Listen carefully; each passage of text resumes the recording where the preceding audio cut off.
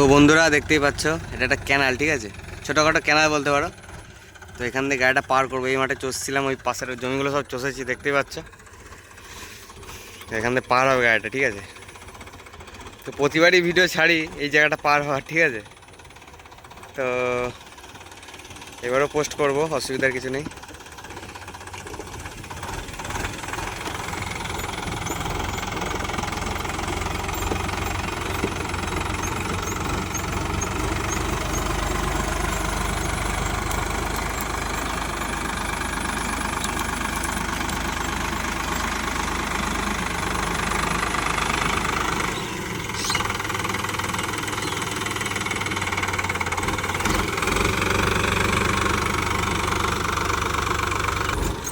তো এই জমিটাই চষা হবে, ঠিক আছে।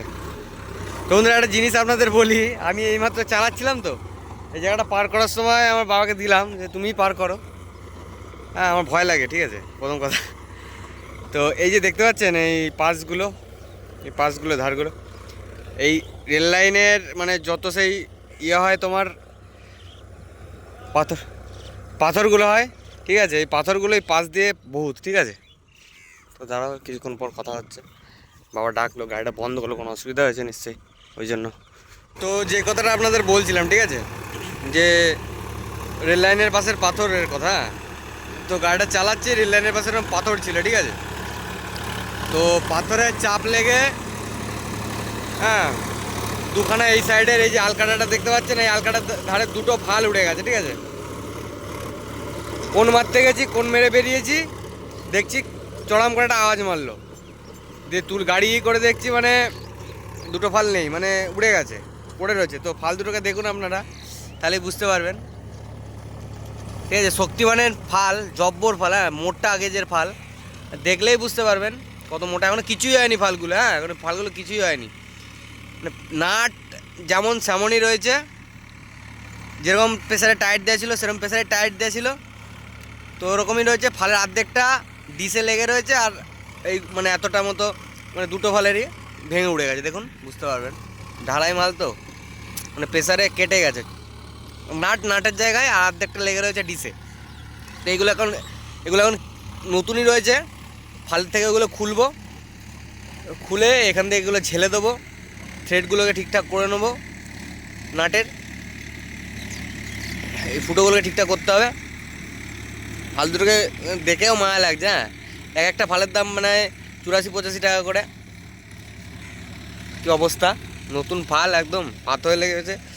নাট কেটে গেলে ভাঙতো না, ঠিক আছে, নাট কাটেনি যেহেতু প্রেসার পেয়েছে, ভেঙে গেছে, এই হচ্ছে বিষয়। গাড়িতে ছিল, আমি ভিডিও করেছিলাম, ওই জন্য আপনাদের দেখিয়েও দিলাম জিনিসটা, দেখে শুনে চালাবেন, হ্যাঁ আপনারা।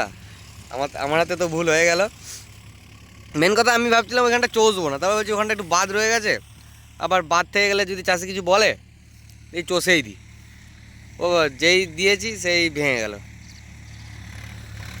কোনো ব্যাপার না, ঠিক করে নেবো, আর কী করা যাবে। তো এই যে এই জমিটা দেখুন কি অবস্থা, ধান কাটা মেশিনে ধান কেটেছিল আগের বছর আষাঢ়ে, উঁচু নিচু তাল তাবড়া করে রেখে দিয়েছে জমিটাকে।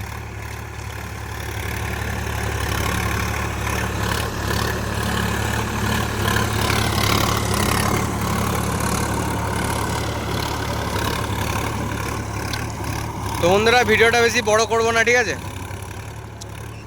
ভালো লাগলে অবশ্যই জানাবে